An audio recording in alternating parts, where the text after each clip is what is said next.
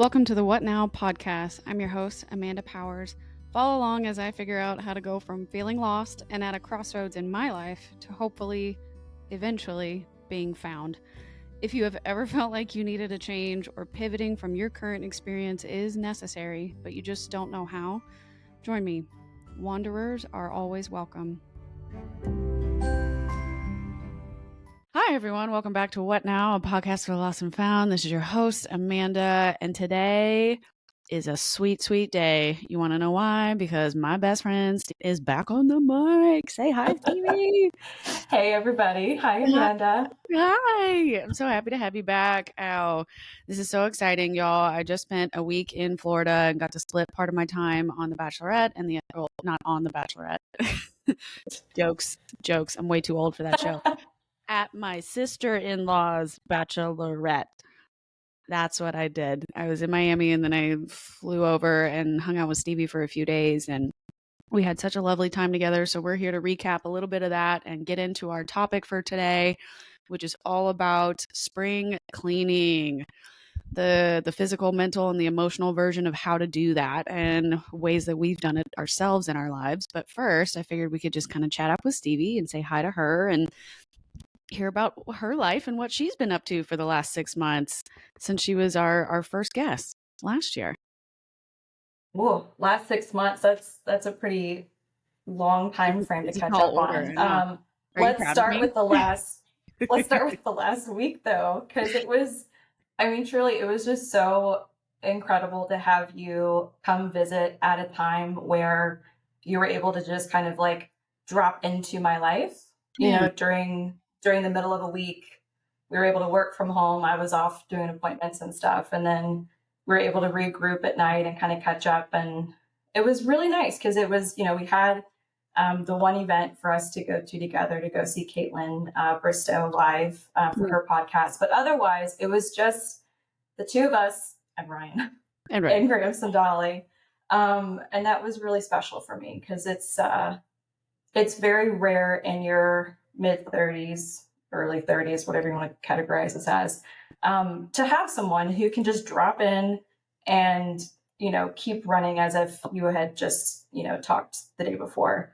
So that was the last week. That was a super, super highlight for me because the last 6 months or so at work, you know, between professional and personal life, it's just been a roller coaster. Yeah, it's been a roller coaster for a lot of different reasons. A lot of variables kind of go into me using that description, but it's moments like this last week that kind of help ground me and kind of recenter myself for just, you know, the real reasons why life can be joyful, which is just spending time with your friends and those who just wholeheartedly love you. So thank you for spending a couple of days with me. It was really fun. We're not even 5 minutes in. You're going to make me cry on this episode. But there's more. No, there's more. I have more. You got tons. You found, okay, how many did you find so far? Okay, so for those of you all who are not seeing this on camera. Hold on just a second. Wait, real quick. I don't mean to interrupt you. So there is a history behind why I did this. In high school, I would drive Stevie and I to and from soccer practices every day, sometimes the 2-a-days in the summers and stuff. And every time I was driving, Stevie would get to pick the music, you know, for safety.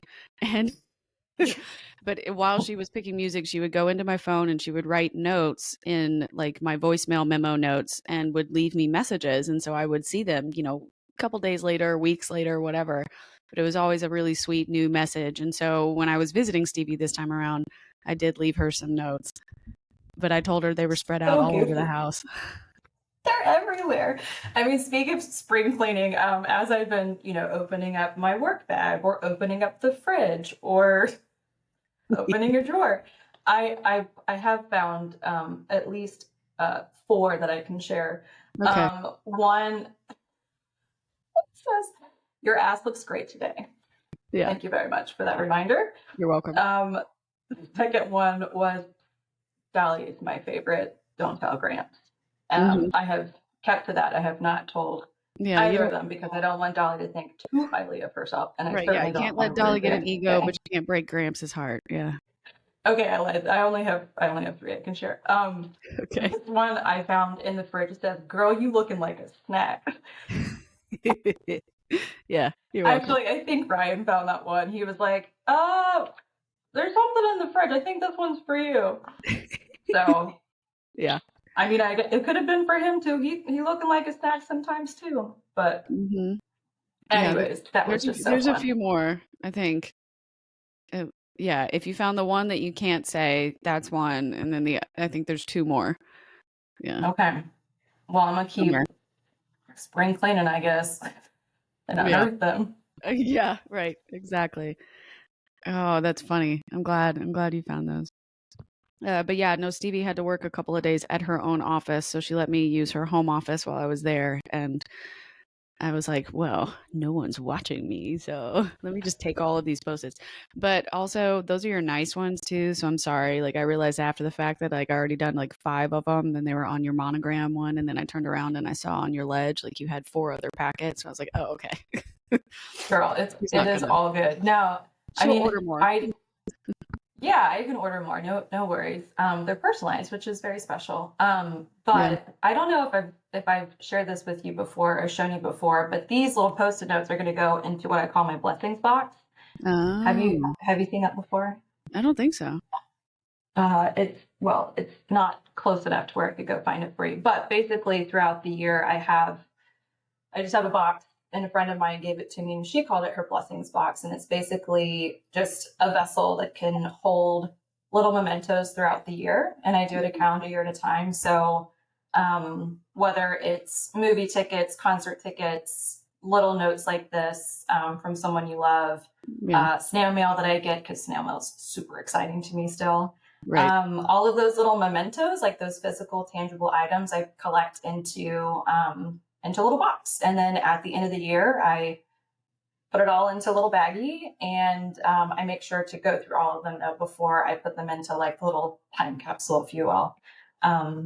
But this will be going into my 2024 blessings box. Nice. That's cute. I like that. And I think that it's a good way to help yourself stay grounded in the gratitude stuff. If you're not like writing into a journal or anything like that, you can still reflect on what your year was like and all the good things that did happen that year. So that's nice. Yeah. I like that.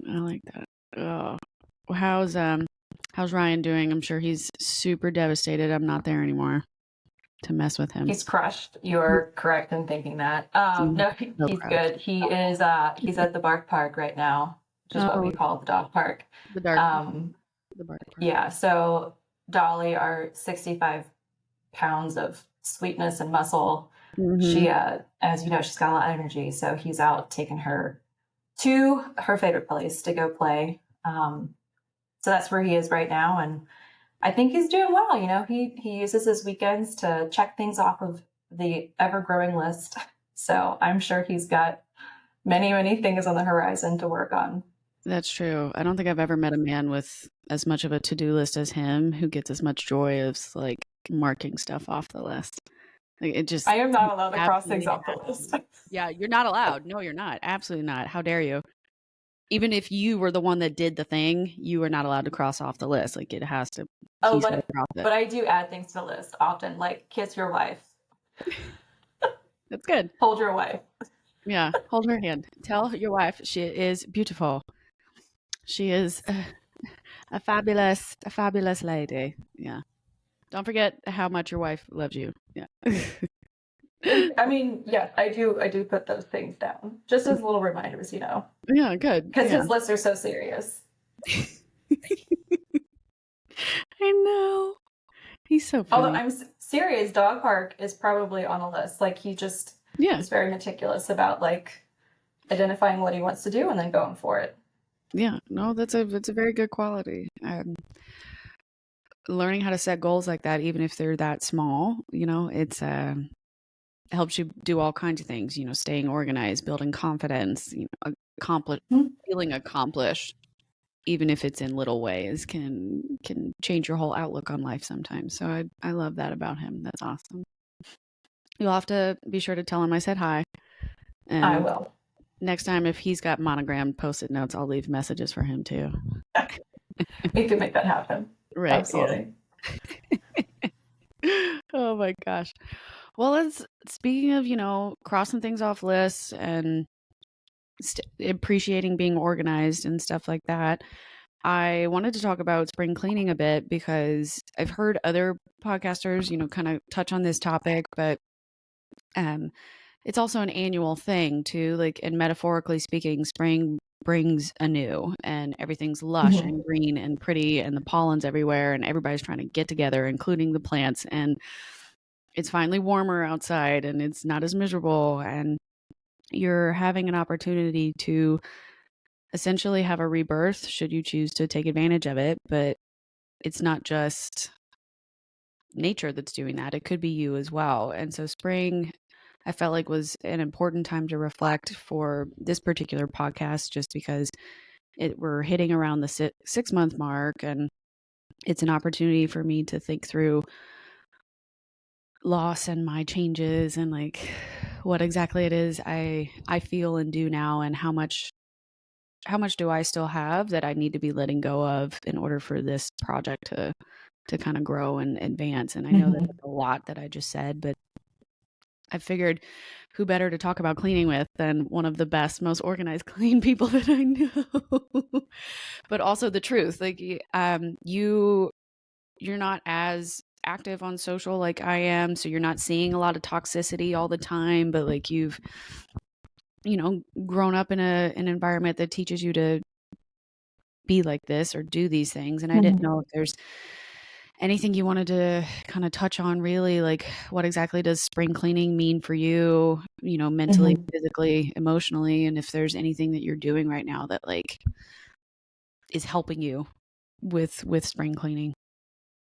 Yeah, absolutely. So for those of you who didn't have a chance to listen to the first podcast, I learned to love my dear sweet friend Amanda in Nashville.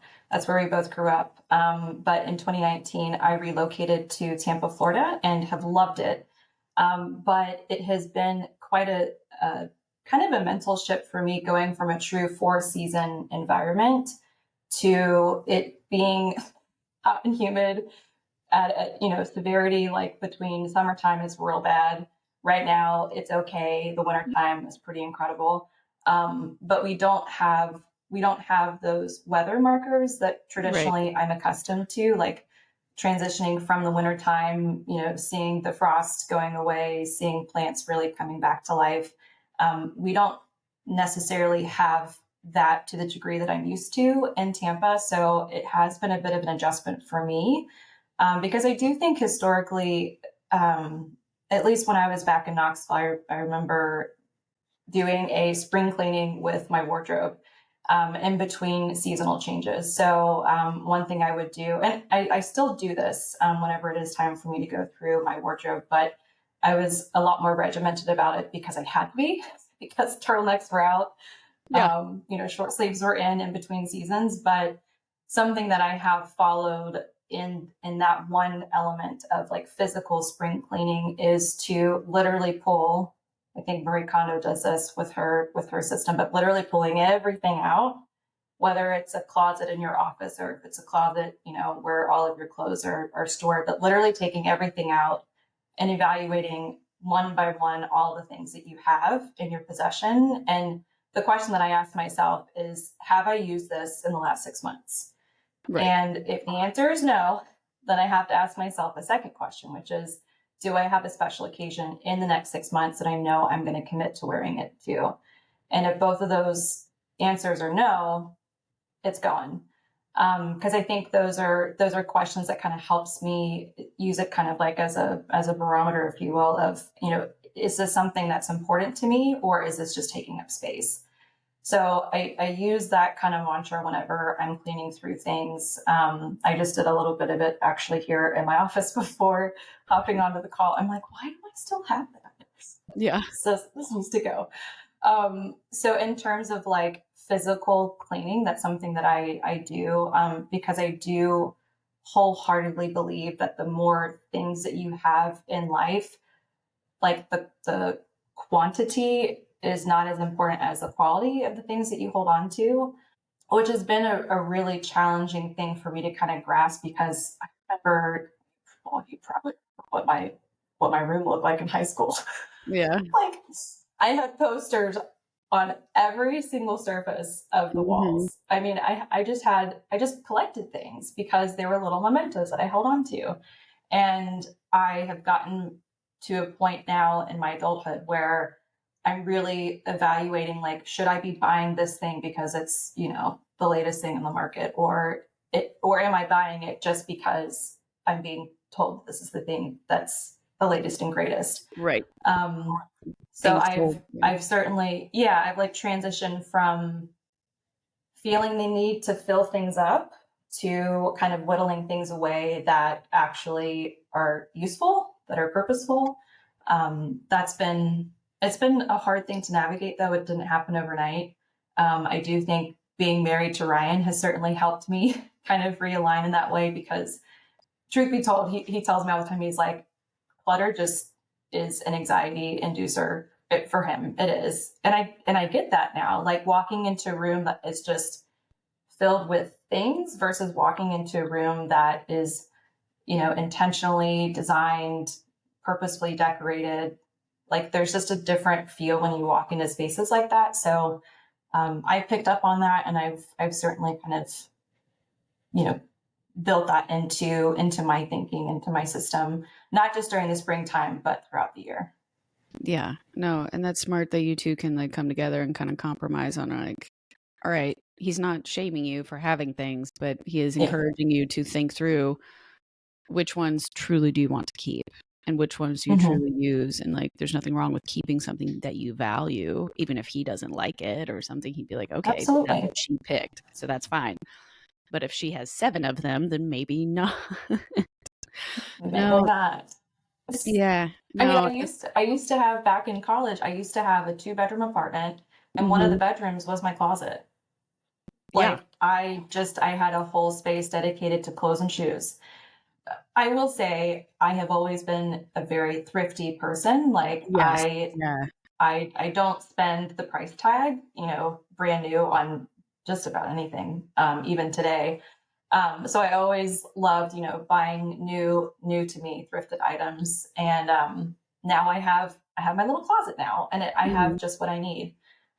It's taken a long time to go from, having a winter fall inventory to then switch over to spring and summer. I mean, it's night and day, but I'm grateful for the way that I approach it now. No, I like the layout of y'all's houses too, because you do get your own 2 walk-in closets, which is great. And I definitely feel that with my stuff. Like, I don't feel like I have that many, truly that much that could fill up a closet, but because it's not complete walk-in style, it feels very claustrophobic when I'm in there, and I feel the pressure to be like, okay, I don't need this, I don't wear this anymore, like, I got to get rid of this, because like, if I want to get this new dress for this new event, I have to replace it with a space, right? And if I don't have that space, I need to, like, that kind of puts the pressure on me, I guess. Like, I definitely have the anxiety inducing thing, and my mom has brought it up before, how come I haven't finished certain aspects of my house? And it's kind of like, well, if I don't need to, and I don't need to add anything else in there, like, I don't feel like I really want to. And like, it takes a while. There's no burning platform. Yeah. Well, and exactly like what you said, if I'm going to buy something for real, I would want it to be a quality item if I'm going to keep it for forever. Because like, this is, other than living in Philadelphia for the 3 years, this is one of the first times that second time, I guess, that I've actually not moved year to year. So when I was in DC, the first job I ever took was a good entry-level job, but it was, again, an entry-level job. So like, every year when it came time to renew your apartment lease, I had to move because I couldn't afford to stay there because they would bump it up a certain amount. So I was moving constantly. So that's usually when I would do it, would be end of summer. My spring cleaning used to be end of summer, because then I would go donate trash kind of piles, and then purge a bunch, and then move into a new place for the year, and then do it again at the end of the year when you're moving out again. Be like, purge, keep, donate. So that's usually what I'm used to doing. And now that I have Dirks, I'm cleaning every day. So it doesn't feel like there's much of a difference. But I do feel like in the spirit of cleaning out toxicity, I think I've done that more than I have physical cleaning in a while. Changing careers was a massive move, whether or not that was necessarily cleaning things out of my life, because I still hold ties. Like, I have a lot of friends that are still in that industry and still with those agencies that I used to work with, and I still talk to them, and like I keep the relationships that matter to me, but I don't keep the career path anymore. And then leaving Philadelphia wasn't a good situation for me, so clearing that out and getting out of there was a better choice. Leaving behind furniture that I knew I didn't need and didn't want to bring with me, that was a huge relief. Letting go of those physical reminders that that's where that came from was helpful for me too. But then also every now and then, like I don't know if you do this, I'll go on to my social, and like if I've started following a bunch of accounts and I'm kind of like, well, I don't even remember why I started following you to begin with. Like I let stuff go that I'm not like actively looking at, which is one reason why I'm enjoying having the podcast on its own separate channel, because for the podcast profile, I'm only following the people that I'm inspired by right now, only following the people that are sending feedback into the social media world related to podcasting or related to your mental health or related to specifically identity and self-loss issues. And so when I'm on that profile, it's so nice because I can actually only look at the things that I'm trying to improve myself with, or get better at on my own too. So that's been nice, clearing out things that I know no longer serve me in my own career and in my own profiles. But then as I build this new life or whatever it is I'm trying to create with this, who knows, only following the things that are actually impactful to my perceived purpose right now. And I think that's made a big shift in what I think about, and hopefully starting to make a shift in like what I say to myself too. So like, I don't know if you've ever worked on getting rid of negative thoughts as well, but if you had an experience maybe like that. You had mentioned social media a couple of times, and I don't participate in social media very often. I'll be honest. I mean, I have a Facebook, I have an Instagram, hardly ever post. I scroll, I keep in touch with those that, who I find benefit from staying connected in real life, but I can see, from the times when I used to be more active and when I used to post things, there was a sense of like, kind of like instant gratification that I was drawn to. And I think people they like to see who liked or who shared or who did this or that. And I think I just came to the realization on like the personal front that there are deeper connections that I can make one-on-one with people in person rather than the like superficial social media aspect of things on like the personal pages for myself. I'm honestly, I don't know if this would be shocking to you, but way more active on my LinkedIn. Like that's an area where that's where I put my effort on social media, because I do see that platform as being something that can help me grow in my professional life, but also potentially lead to the next step, the next milestone in my career, just by being connected with like-minded individuals on a professional network. I do find more value in that particular platform. Personally, for me, that's what works well for me. I landed my first job in Tampa through LinkedIn. So I have a very personal sort of gratitude towards that platform. But I did kind of steer more away from like the life updates, if you will, like the personal life updates, because I didn't get as much value, I don't think, from those channels than I did from having one-on-one phone calls or texts with my friends or with my family, or like in-person interactions. And I honestly think it comes down to what I heard you say a lot was basically prioritizing and reprioritizing as you go from one chapter in life to the next. and it's okay to say no to certain things that allow you to say yes to others. So I continue to use that.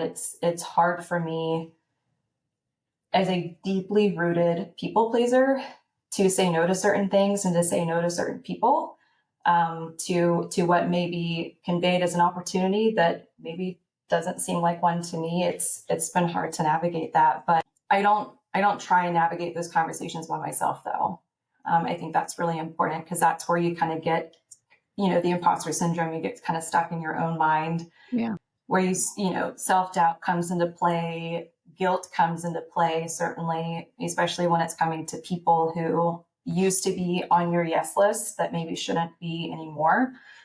But I have, over the years, I've learned to lean on other people, either those who are very close in my circle, like my husband or like my sisters or like you, to ask those tough questions, to be like, I know you love me, and I'm asking you for like legitimate feedback, constructive criticism. Like, am I right in thinking this?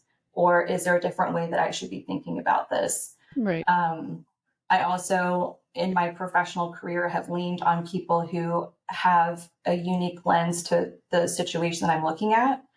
For instance, when I was transitioning from a role in an annual giving capacity at USF, and I was looking to join the development team for the College of Pharmacy, I specifically sought insight from someone that I knew personally, that also knew the dean personally.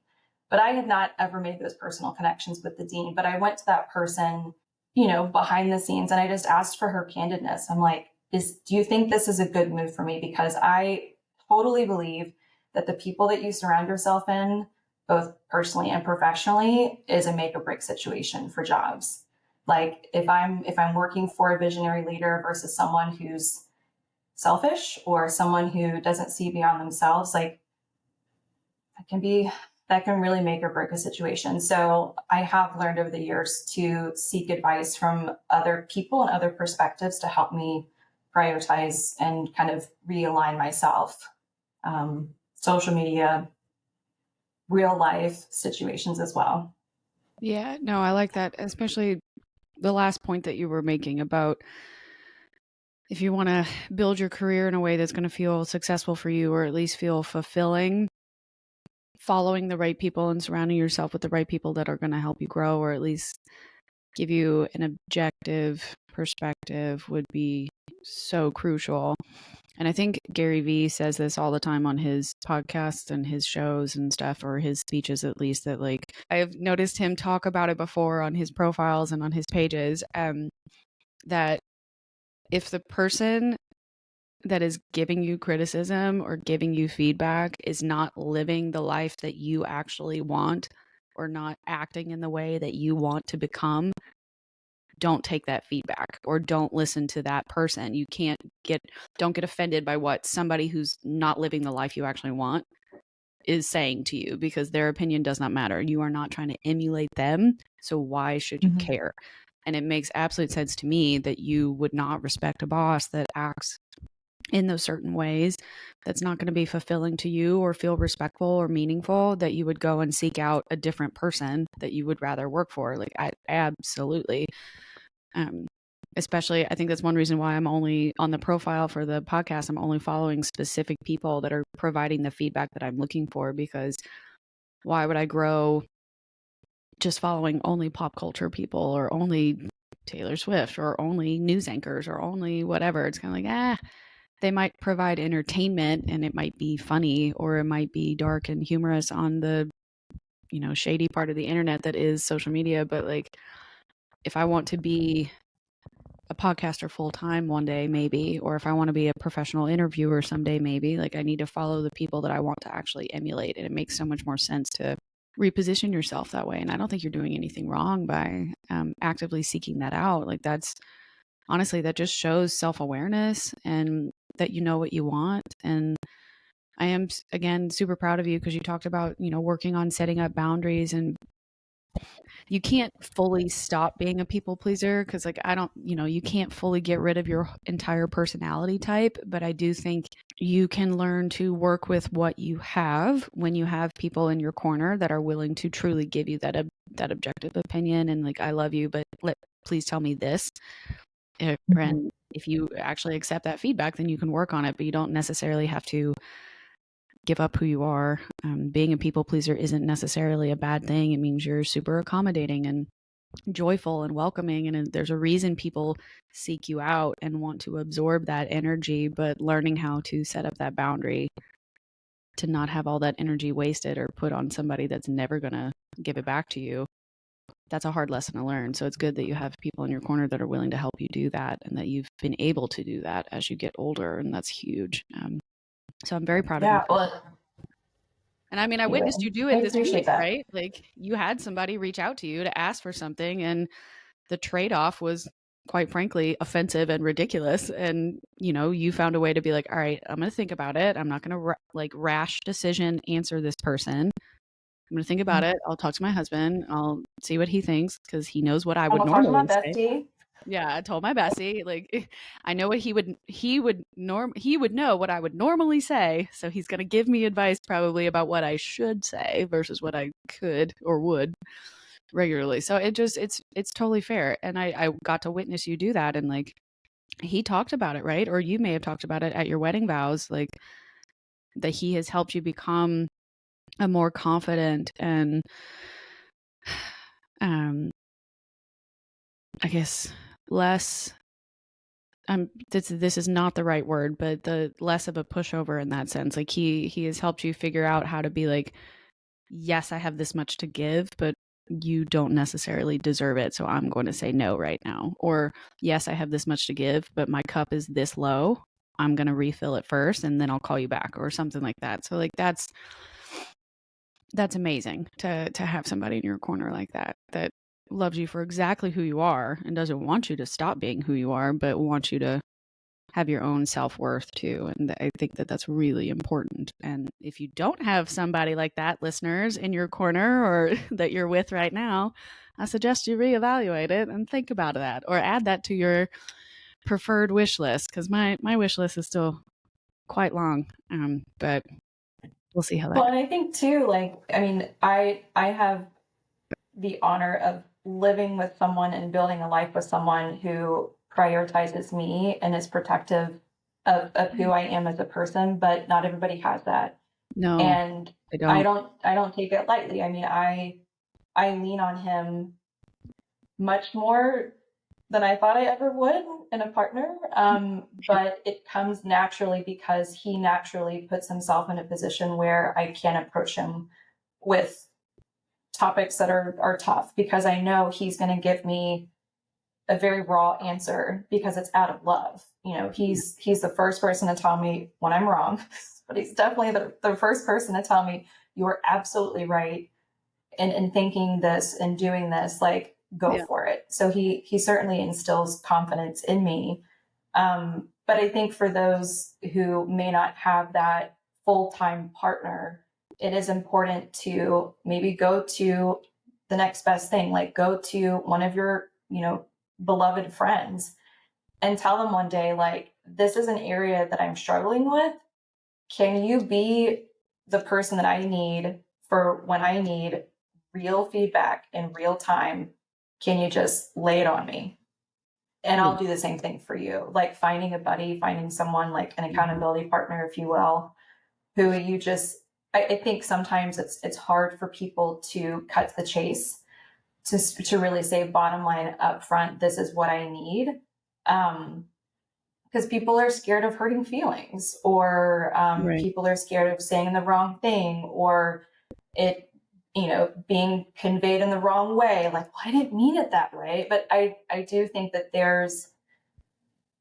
I think everyone seeks that, but they're not necessarily willing to go outside of their comfort zone to find it, because they're also maybe a little apprehensive of that being a two-way street.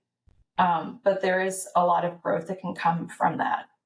I definitely feel like it's definitely harder to do that with somebody you've just met, right? So like if you just fresh out of fresh dating or fresh friendship, like somebody you just are starting to get to know, it's a little harder to be that vulnerable. But like I've known you since we were 14, 15 years old. So like there's literally nothing I could say or do or hide that you would not already, one, know about, have seen before, or, you know, three, be able to actually be like, I don't know, maybe not.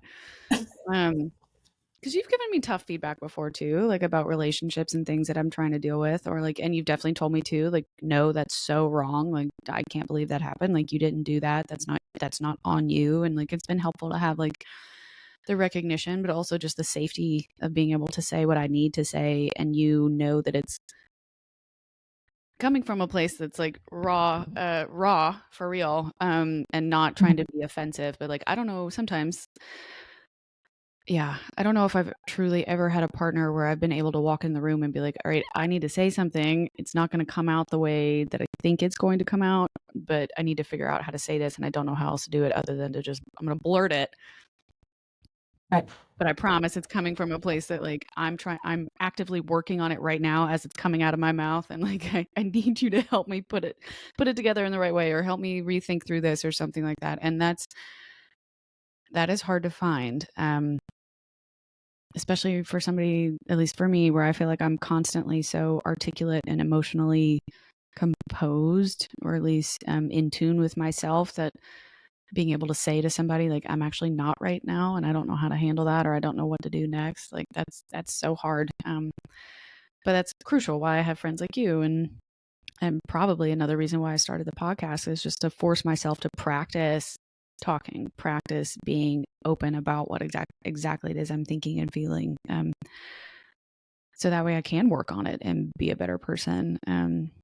I don't know if you've ever tried objectively, if any of, I'm sure some of the listeners have, but have you and Ryan ever tried therapy as somebody to talk to, or is it mostly you guys relying like on each other and stuff? No, it's a really good question. We've never been to couples therapy together. We honestly just have a really good communication. No, that's You know, good. Yeah. on the reg daily. Good. Yeah. Not to say that if we weren't able to, you know, work things through ourselves, we wouldn't seek that. But we're very fortunate to not have been in a position where we felt like that's, I don't want to say that therapy is the last resort, because that is so far from the truth. I think there's always room for that, but it's not something that we as a couple have felt the need to go to before. Yeah. But it does take time. And I think for us, we have a pretty unique situation where we dated long distance for the very beginning stage of getting to know one another. So we were dating long distance for 2 years, which meant that we were still able to kind of independently work on ourselves and be ourselves and live our lives kind of in parallel. Which I think then made us have a greater appreciation for the moment when we decided to both uproot ourselves and to start a new life together, because we both really knew what that meant. It was going to be a sacrifice from both ends of the situation. And in working through that particular move, we had to really start honing in on compromising and communicating about, everything down to like who's going to bring the couch to like, sure. I don't know, just like some of the little kind of like logistics items, but also, you know, having the bigger conversations about who's setting up the electric bill and who's paying rent, and like all of these conversations kind of, they happen because we made a very conscientious choice to say yes to that.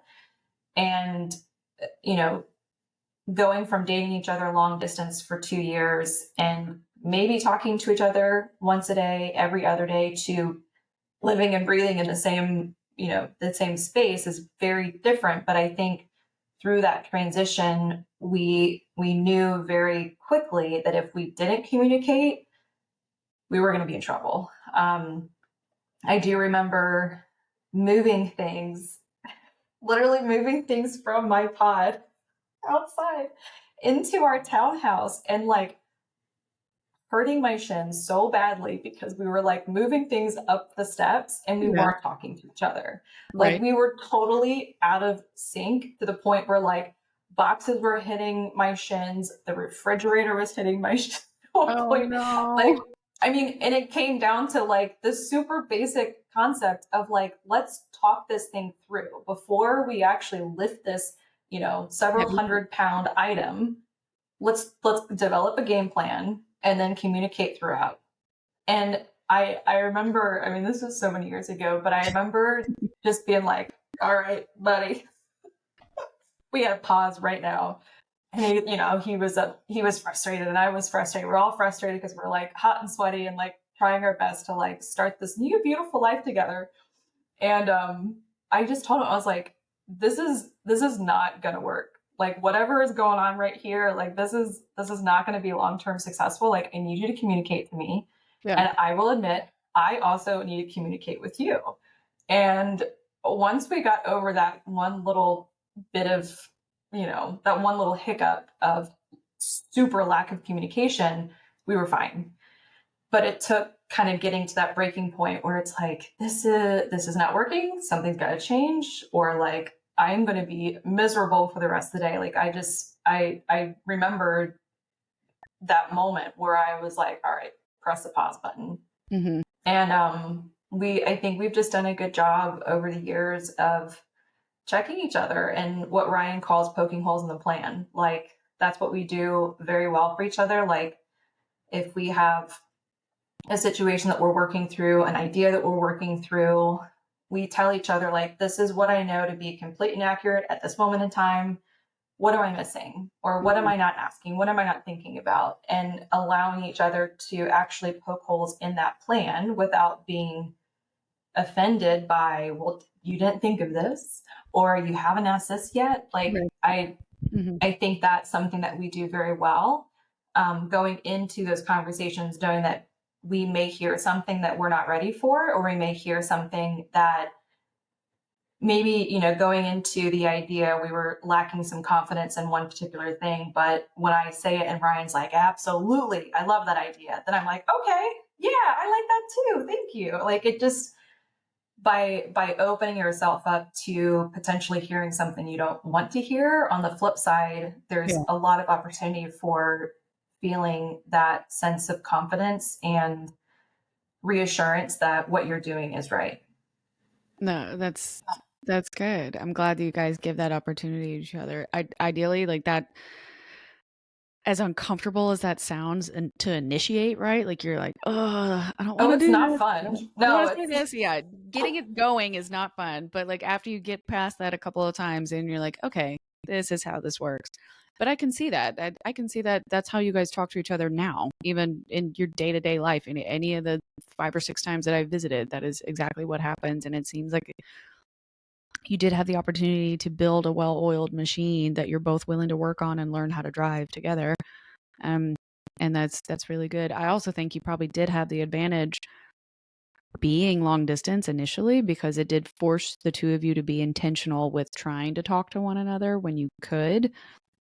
Because I know that, you know, while he was deployed and things like that, like he couldn't do those things. And so any chance he did get to talk to you, he had to make sure that it was purposeful and, you know, had meaning. And I know that sometimes those types of relationships can feel like they're an extended honeymoon situation, but it probably did force the two of you to, one, grow on your own while they weren't around, but then two, when you did get time together, you wanted to be thoughtful and purposeful with what you wanted to say. So like it gave you a chance to practice both things. And I think that that's really good. And you truly did get to know one another before you did get to make this major move together. And that's crucial.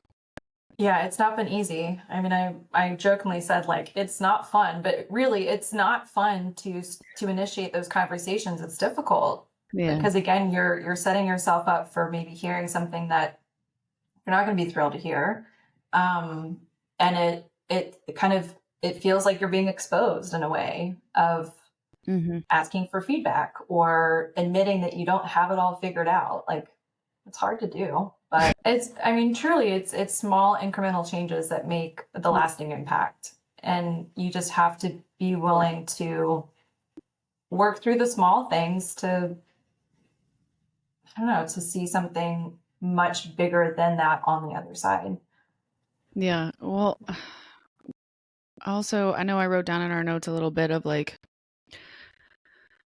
moments where you're feeling out of alignment. So like obviously communicating with Ryan that one day, that was a moment where you guys were out of alignment, where like you were getting hurt, but he was trying to speed up the process because he knew you were both frustrated with moving. So he wanted to go faster, but going faster wasn't going to work. For me, the biggest moment of feeling out of alignment was with my career stuff over the last couple of years. So like I had to make a major change to almost get back to who I am, get back to myself. And like when you're feeling out of alignment, that like it can affect your goals, it can affect your standards, it can affect your self-respect or your self-care moments. So I didn't know if you had other thoughts or opinions about when have there been moments when you felt out of alignment, and what did you do to bring yourself back on track? I have felt out of alignment so many times in my life. Truly, I mean, and I'll focus on, some of the most recent, times where I felt out of alignment. There was never really one big thing that's happened over the last several months, but it's kind of a culmination of small things kind of leading up to kind of feeling like, what am I doing? And I think that for this particular situation, so in my line of work, I technically have 3 days where I'm able to work from home, technically. And then for Ryan, he works from home every single day, except for the days that he travels for work. And more often than not, his travel for work is very last minute. Like, hey, I got to go to Atlanta tomorrow, or I got to go to Vegas for a week. Is that okay?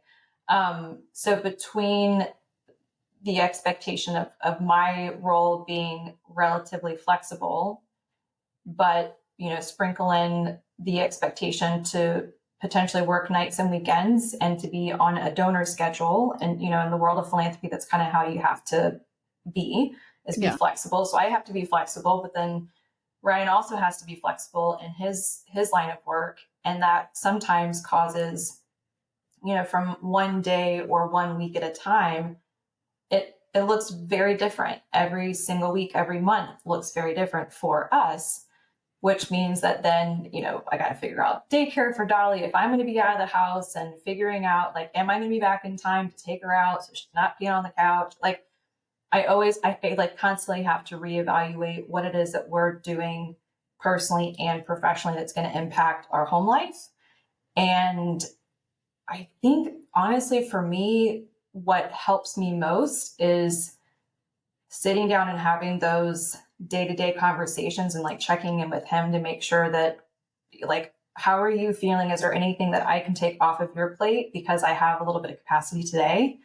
Or if there is a day that I come home from work and he's at the house and I am just spent, like there's not a drop in my cup left, to your point earlier, I can lean on him for help. But I found it kind of those, over the last couple of months, I feel like the acuteness of the being out of alignment when my weekends are also sucked up, where like I have something to do every single day of the week, and I don't feel like I have that breath to take in between the next work week. So I've kind of intentionally not scheduled anything on the weekends, which I don't normally do. But just in the past couple of months, between both of our varying schedules, I've come to realize that I have to have at least like a day or a day and a half of a break in between the Monday through Friday for me to come back on Monday feeling like myself. Because otherwise I'm just whittling away at a lack of my fullest potential. So I used to view free weekends as like, what? Like I don't have something planned, kind of as a negative, but I wholeheartedly look forward to weekends where I don't have things that I must do, where I don't have obligations. And that allows me to kind of realign myself to sit down and write my own list separate from Ryan's list. Yes. But what does Stevie need? Like, what does Stevie need for this next day or two to, feel confident in myself Monday morning leading into another big week? Because I don't think I'm going to have any week for the remainder of this year that's not going to be eventful. So I have to go into it thinking, like, what are the things that I need to do to be my best? And sometimes the answer is I'm not going to do anything. Like, I'm going to pitter patter around the house. I may do a load of laundry. I may go on a walk or a run, but like, I'm on my own schedule, and I'm going to say no to things that I don't want to do. I'm going to say yes to things that I want to do, and be okay saying no and saying yes to certain things because it's what I need, not just what I want, but truly what I need to be the best version of myself. And it's taken a long time for me to come to the realization that it's okay to say no and to admit that I don't have it all together. And just try and think creatively of ways that I can, give myself that breath that otherwise life hasn't typically given me. Mm-hmm. I agree. Like, tell me you're a millennial without telling me you're a millennial, that like you would rather, if you mean you want me to go outside after 8 p.m. Why? For what? Like, no. What for? Yeah. If I don't have a plan on the weekends, like sometimes I'll take Dirks to the dog park. All my dog park friends will, be like, oh, what are you up to this weekend? I'm like, nothing. Like, probably editing a podcast and laying on the couch. Like, literally nothing. If I can get away with it, I'll do it. Ride my Peloton, take a shower, eat, do something else. I think lately that's the biggest way that I feel out of alignment too, when I'm doing too much, and exactly like you said, not giving myself at least one of the days to do nothing or do what I need to do. And that's hard when I'm trying to build something, working full time and then building something on the side.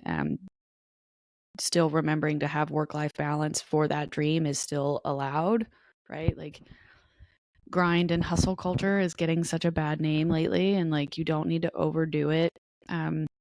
Because if you're not treating yourself as your best self, you're not going to perform at your best either, and put your best foot forward for whatever it is you're trying to do. And remembering to relax and take care of your body is still so important. Even if you're not doing anything extra, like if even over exercising is still an ordeal. Like, you're trying to gain a new goal in your fitness journey, and like going twice a day or doing 2 workouts a day for 6 days a week, like that's hard, really, really hard on your body, even for professional athletes and stuff like that. So like, learning to take breaks and replenish yourself is so important. And I think that's really good that you're learning to do that and enjoying doing that too. Like, that's important. I freaking love it. Yeah.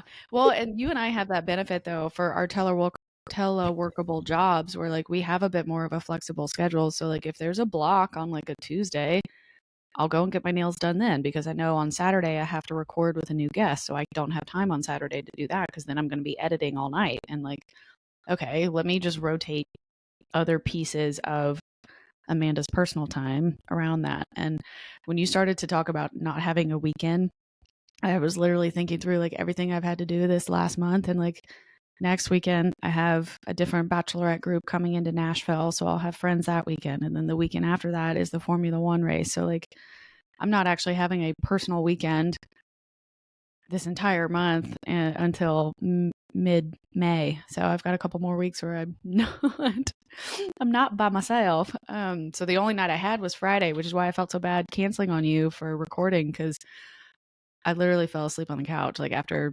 it's all good. Getting home, I was up really late Thursday night for reasons, and then Friday had to work, and it was just like, that's about all I could do was work, then go to the grocery store and fall asleep on my couch. Didn't even make dinner. Like, just didn't do it. It's like, wow. Okay. Yeah. You didn't have it in you. I mean, had you continued to say, yes, I must do this for whatever reason, I'm sure you would have been sorely disappointed with the end result. Versus just waiting. It wouldn't have been as good because I would have been like so tired and like yawning probably during it. And like, that's just one, not professional. And then two, and I would be, you'd be like, girl, hang up. If you started yawning while interviewing me in a podcast, I don't know. Be like, I'm not your friend. I don't know. I know I would be a little hurt. No, I know. Exactly. But like, then I would quickly reevaluate and be like, this is not about me. What, is everything okay? Like, are you okay? Are you good? No, like literally, I texted you like, I'm so sorry I fell asleep on the couch. And you're like, it's okay, we can try again another day. And I went right back to sleep. Like, that's how bad my body needed it, honestly. Gotta listen to your body. No, absolutely. Yeah, you do. No, but gosh. And honestly, really all I can think about like that I really want to get done when I get home, I'd love to clean my car out.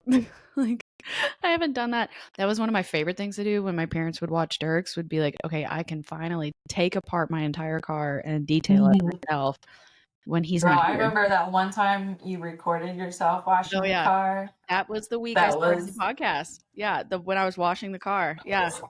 So if anybody I watched it over and over. And I was like, funny. That's my best friend. She's ridiculous. Her ass is so fat. No, so fat. I don't know if you have body dysmorphia as bad as I do, but like there's moments where I'll look at myself in the mirror and I'm like, wow, I'm so much prettier in person. And like anybody that's listening to this, please don't take this as vanity. It's just the reality of being a woman in real life. Some days you feel amazing, and then other days you're like, wow, I'm a troll under a bridge. Like, I can't believe anybody outside. But no, it happens all the time. When I see myself in pictures, I'm always like, is that me? I know. That's how I felt at your wedding in some of the photos too. Like some of the photos, I was like, wow, look at us. Like, whoa. And then other ones I was like, I should have worked out so much more before I came here. But well, it's tough having a wedding in January right after the Thanksgiving, Christmas holidays. Right. I mean, yeah, I was just like, whoa. Anyway, but no, it's okay. It is what it is. It's over. I can't change it now. But no, gosh, the point of the story was just that the body dysmorphia, why I talk about me having a fat ass all the time. I know it's genetics. It is what it is. Mitch Powers has endowed me. I got Leslie's brains, but I got Mitch's ass, which I'm so proud of.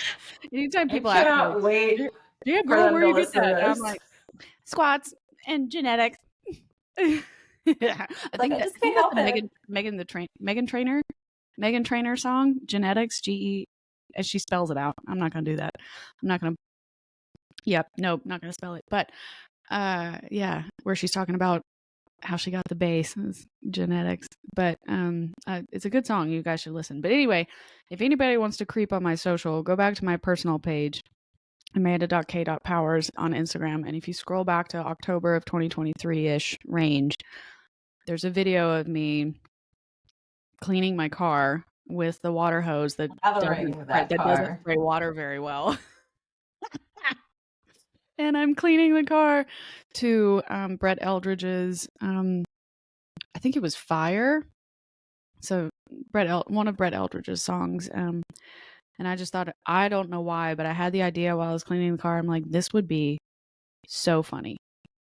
I would laugh at this. And which is also the reason why in like July or August of 23, when I was in Africa, we went to Seychelles, and I don't know if you saw that video too, where I was playing pirates on the beach and I was running around with the coconut in my hand. Yeah.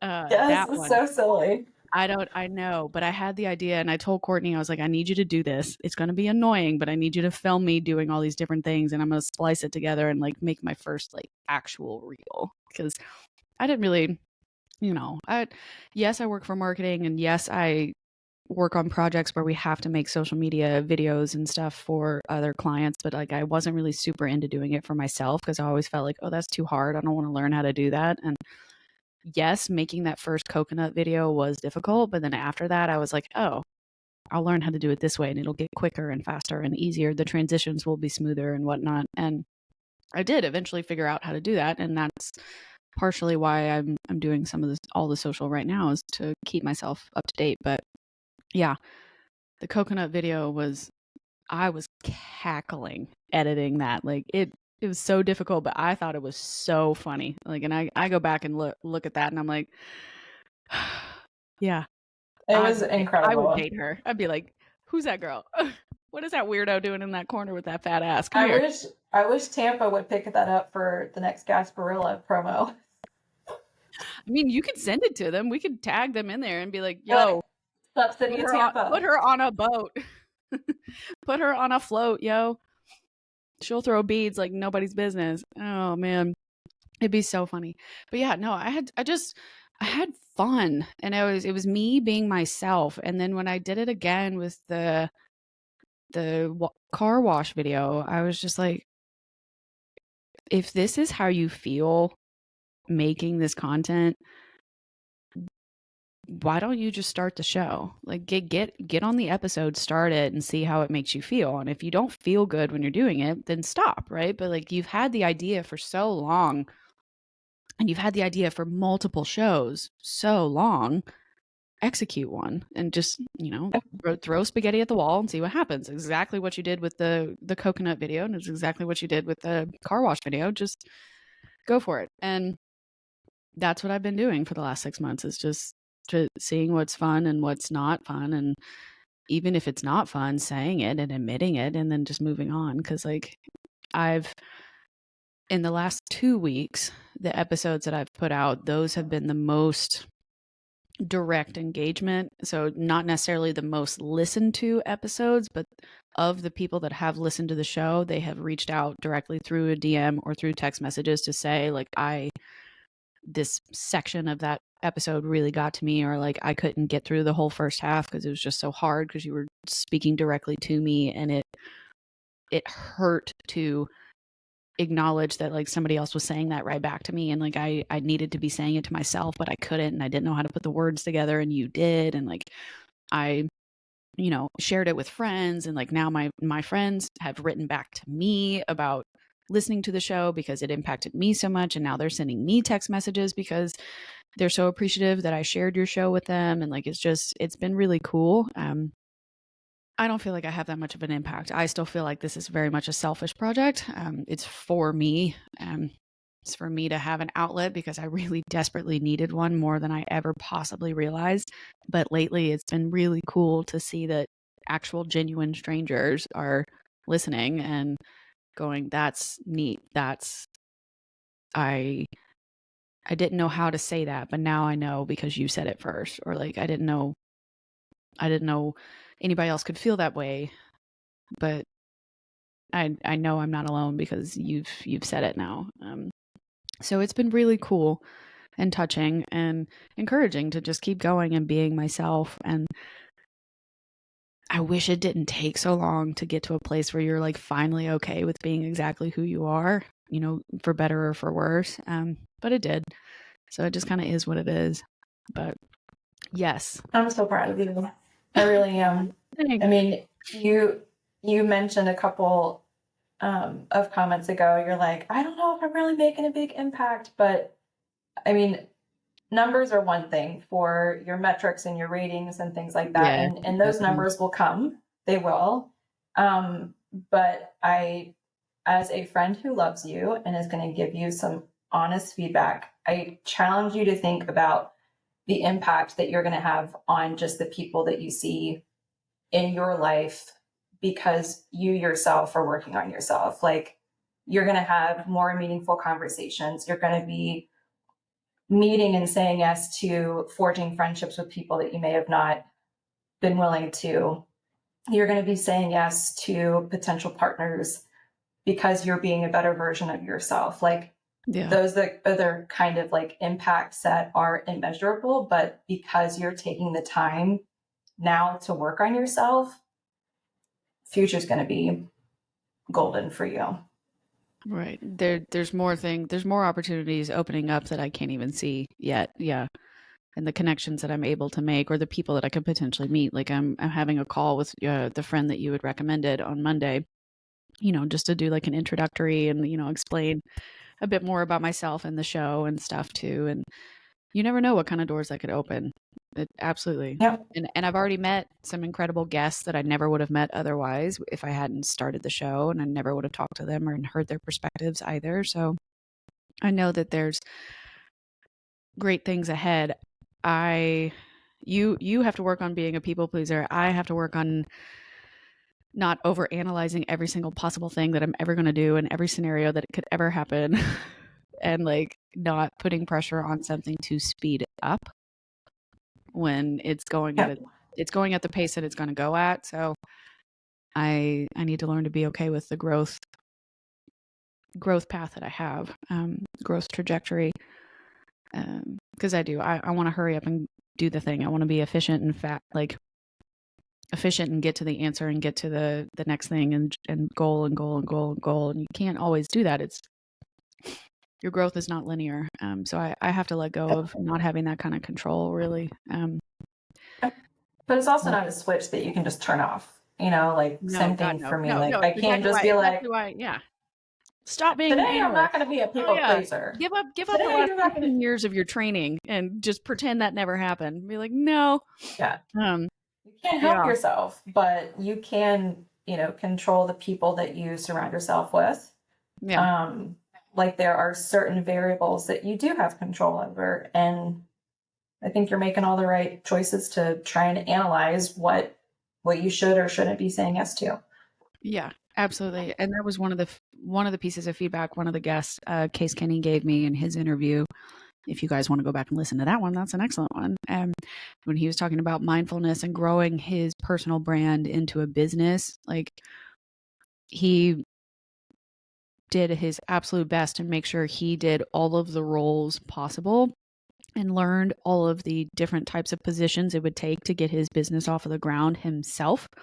So that way, if he truly wanted to grow and maintain the authority of, I know exactly the vision I have and what I want it to be and where I want it to go, he could truly say that he had that control because he had done all the jobs. He had done the editing, the recording, the bookings, the building the social media platform. So he knew exactly what it would take before he would hire somebody under him to help him. Or he knew exactly what it would take before he just finally decided okay, I actually need help in this space now because I'm not growing in the way that I need to grow. I need to give up that role and outsource when necessary. And it kind of helped him save a lot of that money or prepare himself better because he truly only surrounded himself with things when he knew he actually finally needed the help, and being humble enough to admit okay, I've taken this as far as I can take it. But giving himself the opportunity to actually learn every single role gives you more respect for the people that are going to do it outside of you too, because that is truly what they're good at. But yeah, I think you're right. Learning how to surround myself with the right opportunities is going to be really important. Just exactly like what you said when you encouraged me to talk to Kaitlyn Bristowe. I was a little worried when we first got to her show, and I did get Stevie and I the tickets so that way we could talk to her afterwards, and it was super fun, and she was so nice and friendly and cute and just as funny. And just a person. She was just a person, I mean, she's so sweet.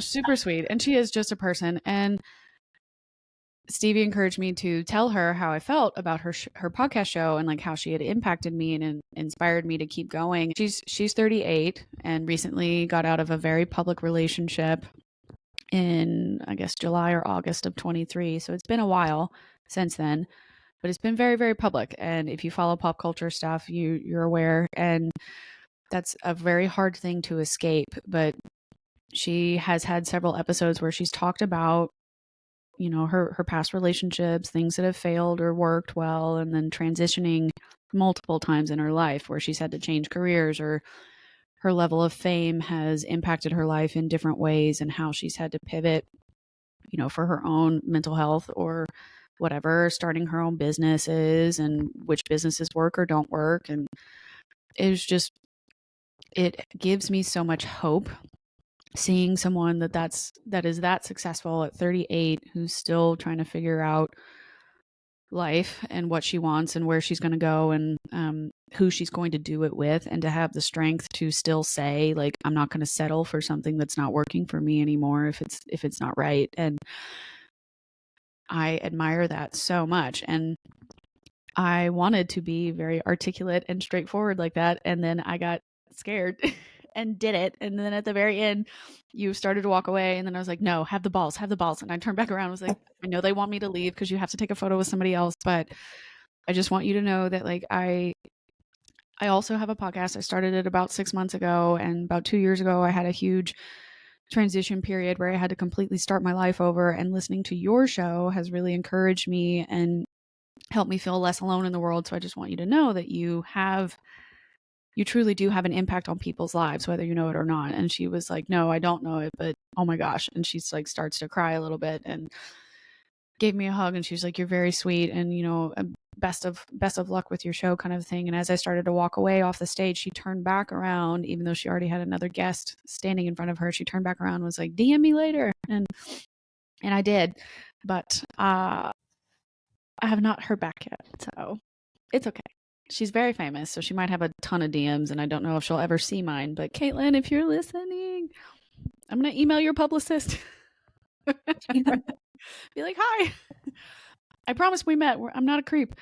I would just love to pick her brain someday. So I don't know, but she was awesome. And it just, again, I don't know her personally. I've only ever witnessed whatever she's putting on social media or on her podcast. But she just seems like such a down-to-earth person, and it was cool to see that who she is online is who she is in person. So meeting somebody that is absolutely genuine to who they are, who does admit when they've made very public mistakes, and who does admit, like, when they've gotten something wrong, or who does admit when, like, probably shouldn't have done that, but I did it anyway, and here's how it worked out. And, like, who at least is going to tell you, good stuff and bad stuff. But as far as I could tell, doesn't seem to be ashamed of who she is. She's appreciative of every single thing that's gone wrong, because it's made her into who she is as a person. And so I think that that's just a good reminder to anybody, including myself, anybody listening to the show, but including myself and Stevie, that, like, you should strive to get to that level of comfort with who you are. And some of the best ways to do that is to do these kind of things like we've talked about earlier today.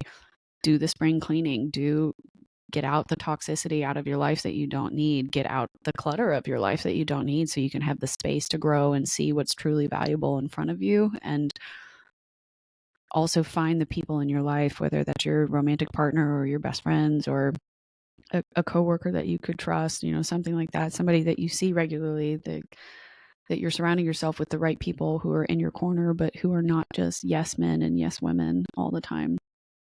And I don't know, I admire somebody who can live their life like that. And so I want to aspire to something similar to what she gets to do every day.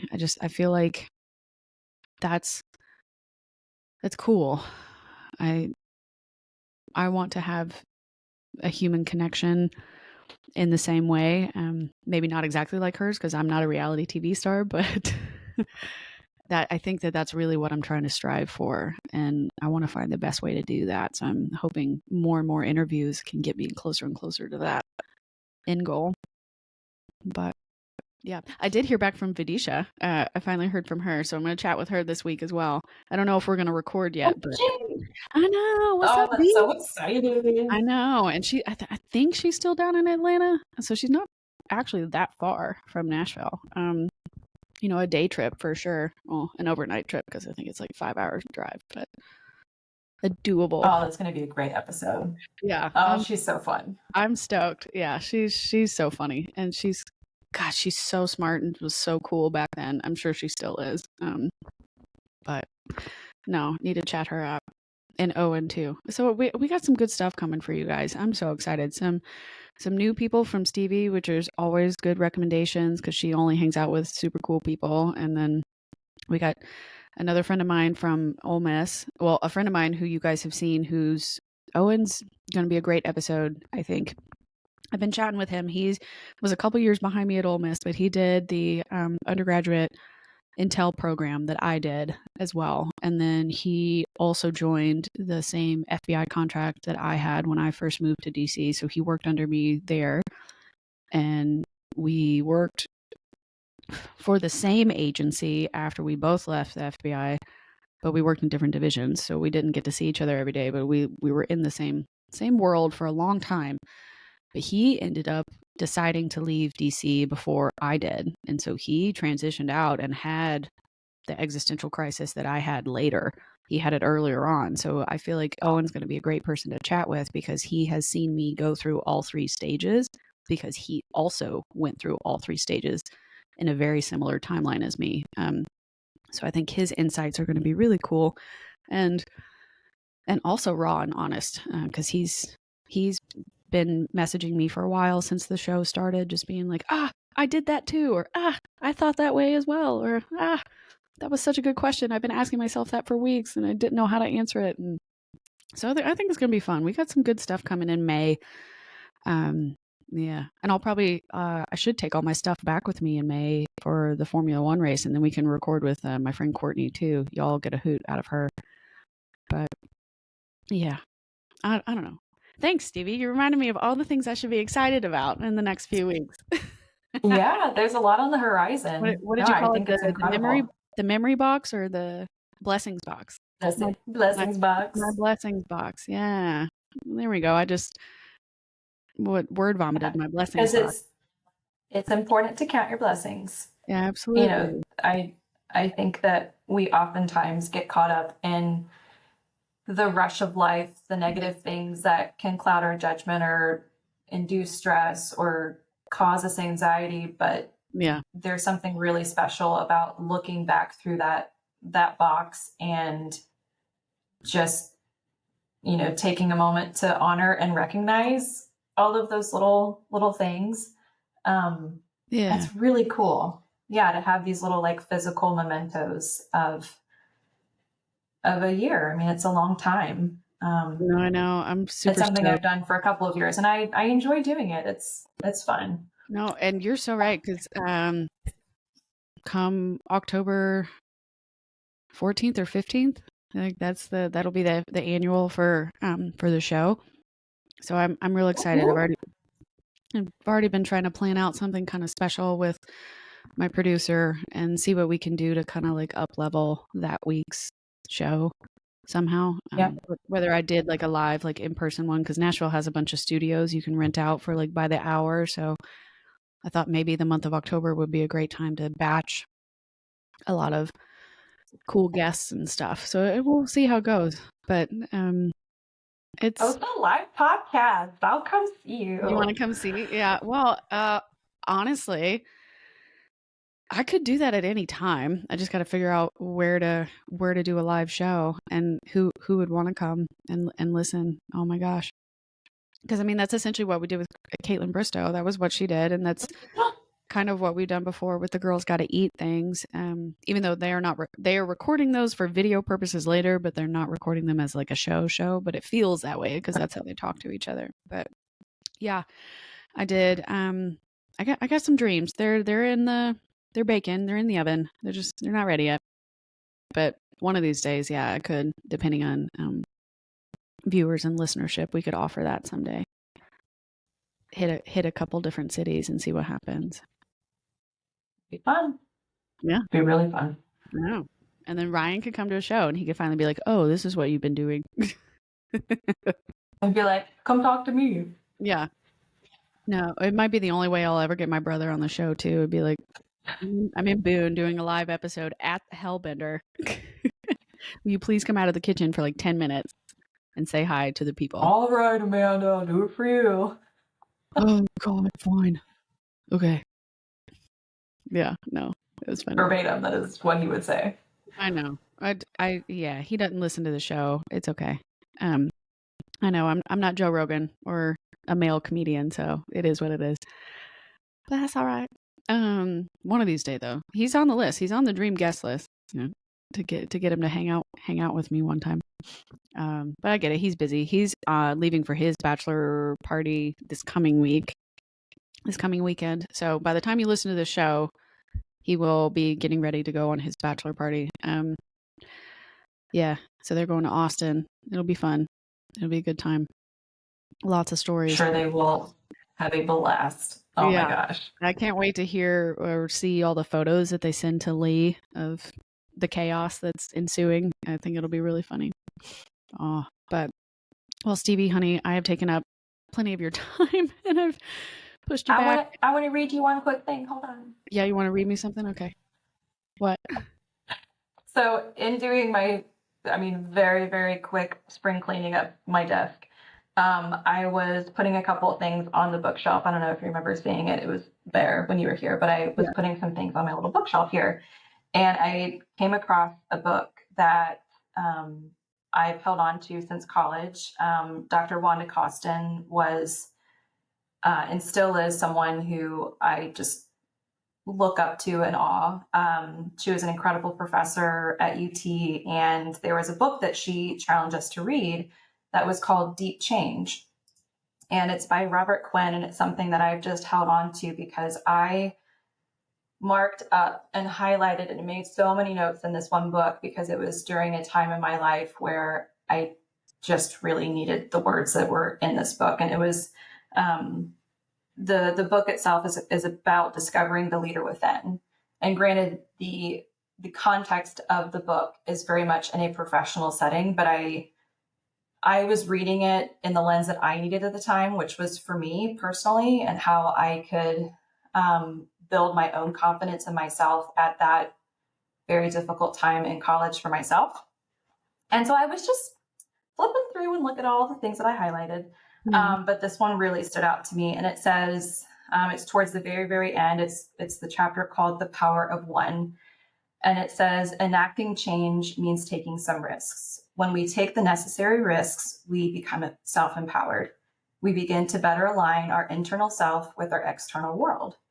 As our internal power base grows, we become confident and make genuine progress toward our goal.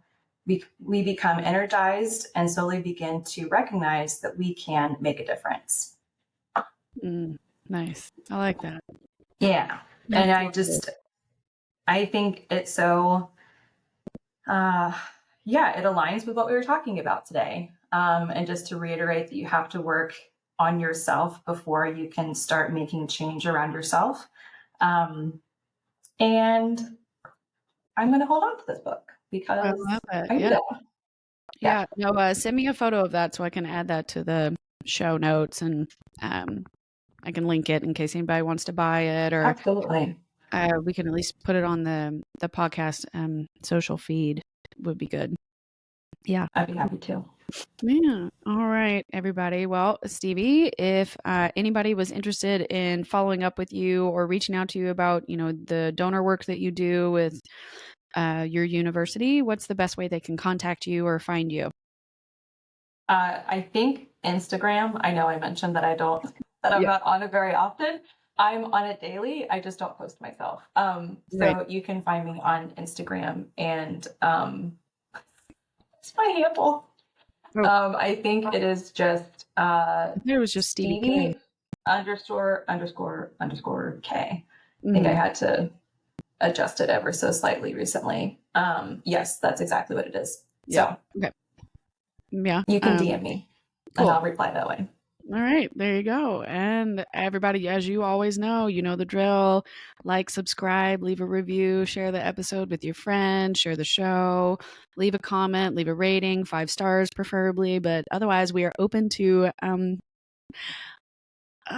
some feedback. As always. Love having you on the show. So grateful for every single one of you listening and sharing the show with your friends and your family and anybody that you think this could have an impact on. I am forever grateful for all of you and for your support. You can always find me at askwhatnowpodcast@gmail.com. I am on Instagram and TikTok at Podcast for the Lost. And Amanda.k.powers on Instagram as well. I will be sure to put all of the available discount codes for any of the products that I use. If you have any questions about those products, please feel free to reach out to me. Everything that's listed there is something I've either had myself or purchased myself and just absolutely love. So I definitely would not be promoting something that I have never don't actually have in my day-to-day life. But if you have any questions about that, you can always reach out to me, send me a DM or an email. And also, if you have any guests or people that you think would be great to have on the show, I'm always open to new ideas for new guests and new people to reach out to, and how to build my network would be fabulous. So please like, subscribe, leave a review, share with all your friends. And remember, wanderers are always welcome.